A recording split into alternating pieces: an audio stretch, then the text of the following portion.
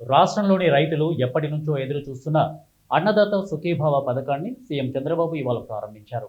ఈ క్రమంలో ప్రకాశం జిల్లాలో అన్నదాత సుఖీభావ పథకాన్ని ప్రారంభించిన అనంతరం సీఎం చంద్రబాబు మాట్లాడుతూ, అన్నదాత సుఖీభావ పథకం ద్వారా రైతుల జీవన ప్రమాణాలను మెరుగుపరచడంతో పాటు వ్యవసాయ కార్యక్రమాలకు పెట్టుబడి సాయం అందించడం ముఖ్య ఉద్దేశమన్నారు.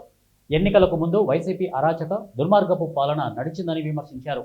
గత ప్రభుత్వ హయాంలో రాష్ట్రం నష్టపోయిందని అన్నారు. ఈ తరుణంలో రాష్ట్రంలో అభివృద్ధి జరగలేదని ఆరోపించారు.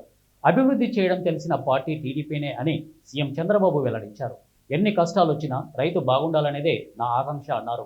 మన రాష్ట్రంలో రైతే రాజుగా మారాలి అని సీఎం చంద్రబాబు పునరుద్ఘాటించారు.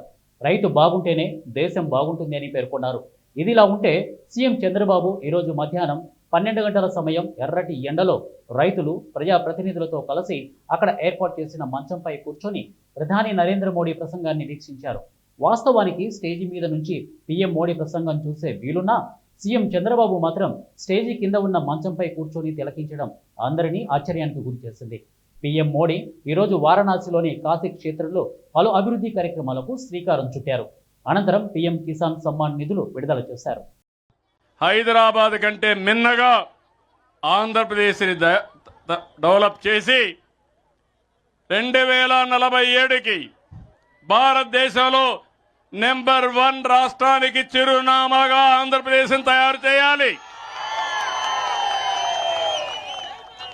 సిద్ధమా? మీరు నమ్మకమా?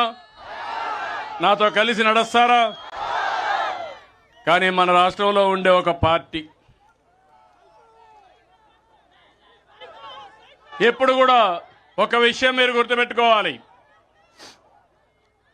ఇటీవల జరిగిన 2 సంఘటనలు మీ దృష్టి తీసుకొస్తున్నా. చాలా ఉన్నాయి, ఒక 2 తీసుకొస్తున్నా. ఇక్కడ పొదులు వచ్చారు, తప్పు లేదు. కానీ వచ్చినప్పుడు ఆడబిడ్డల్ని, అమరావతి ఆడబిడ్డల్ని బ్రోతల్స్గా చిత్రీకరించారు. ఇక్కడుండే ఆడబిడ్డలు కోప్పడి క్షమాపణ చెప్పమని అడిగారు. చెప్పమని అడిగితే ఇక్కడ ఆడబిడ్డలపైన దౌర్జన్యం చేశారు. ఇది న్యాయమా అని మిమ్మల్ని అడుగుతున్నా. నిన్న చూశారు, ప్రశాంత రెడ్డి గౌరవ ఎమ్మెల్యే ఆవిడ వ్యక్తిగత జీవితాన్ని విమర్శించాడు. ఒక మాజీ ఎమ్మెల్యే. అతను పశువా మనిషా తెలియదు. నేనైతే పిలిపించి వార్నింగ్ ఇచ్చి ఇంకోసారి చేయకుండా చూడండి, ఏ ఆడబిడ్డైనా మన ఆడబిడ్డ, ఆ ఆడబిడ్డ గౌరవాన్ని కాపాడవలసిన బాధ్యత రాజకీయ నాయకులదని గట్టిగా వార్నింగ్ ఇచ్చేవాడిని. నువ్వేం చేశావు? ఇంటికి వెళ్ళాడా? పరామర్శించాడా? అన్నాడు ఇంకో మాట, అవసరమైతే మా వాళ్లకు చెబితే ఎండల్లోకి పోయి లేపేస్తారన్నాడు. రెఫా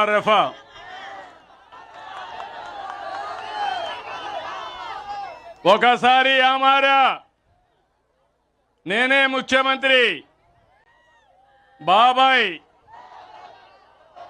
గుండెపోటు సాక్షి టీవీ బ్రాడ్కాస్ట్ చేశారు, నేనే ఎంపయ్యా. యామారిన దానికి నెక్స్ట్ డే నా చేతిలో కత్తి పెట్టి నారాసుర రక్త చరిత్ర సాక్షి పేపర్లో వేసి రాజకీయ విన్యాసం. నిన్న మీరు చూశారు, గుంటూరులో వాళ్ళ కార్యకర్తే వచ్చాడు, ట్రాక్టర్ కింద వాళ్ళ కారు కింద పడ్డాడు. ఏం చేయాలి? మీరైతే ఏం చేస్తారు? అతన్ని కాపాడతారా లేదా? చెయ్యాలనా లేదా? మన మనుషులతో పనిచేస్తామా లేదా? ఏం చేశాడు? ఎత్తి ఆ పొదల్లో పారేశారు. అతను చనిపోయాడు. చనిపోతే అంబులెన్స్ పైన పెట్టాడు. ఇది న్యాయమా అని మిమ్మల్ని అడుగుతున్నా. నిన్న మీరు చూశారు, బంగారుపాలెంలో మార్కెట్ కమిటీ ఉంది, అక్కడికి వెళ్ళాడు. అక్కడ వాళ్ళ మనుషులు పెట్టి దౌర్జన్యంగా మామిడికాయలు ట్రాక్టర్లు లాక్కొని వచ్చి రోడ్డు మీద పోసి ధర లేదని విన్యాసం చేశాడు. ఇప్పుడు ఏం చేశాడంటే దానిపైన దుర్మార్గమైన కార్యక్రమం. అక్కడ వచ్చిన వీడియో తీసి నిన్న నెల్లూరులో పెట్టారంటే నెల్లూరులో బంగారుపాలెం మార్కెట్నే తీసుకొచ్చి అతను ఫేక్ వీడియోని ప్రదర్శించాడంటే మనిషి అని మిమ్మల్ని అడుగుతున్నా. మీరు సాక్షి పేపర్ చూస్తారా అని అడుగుతున్నా. సాక్షి టీవీ చూస్తారా అని మిమ్మల్ని అడుగుతున్నా.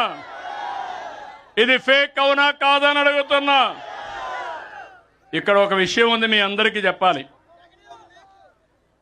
ఈరోజు రాజకీయాలు అనేటివి ప్రజల కోసం పనిచేయాలి. వారి అంతిమ లక్ష్యం అధికారమైన నైతిక విలువలు, పద్ధతులు, నిబంధనలు, కట్టుబాట్లు తప్పనిసరిగా ఉండాలి. ఎక్కడున్నా నన్ను చూసి 10 మంది నేర్చుకోవాలి. ఈరోజు తను చూసి ఏమి నేర్చుకుంటున్నారు తమ్ముళ్ళు? గొడ్డలి వేట్లు, బూతుల పంచాంగం, రఫా రఫే. అంటే నిన్న కూడా ఇండ్లకు పోయి మా వాళ్ళకి చెప్తే లేపేస్తారంటే నువ్వు లేపేస్తే చూడడానికి ఇక్కడ ఉండేది CBN.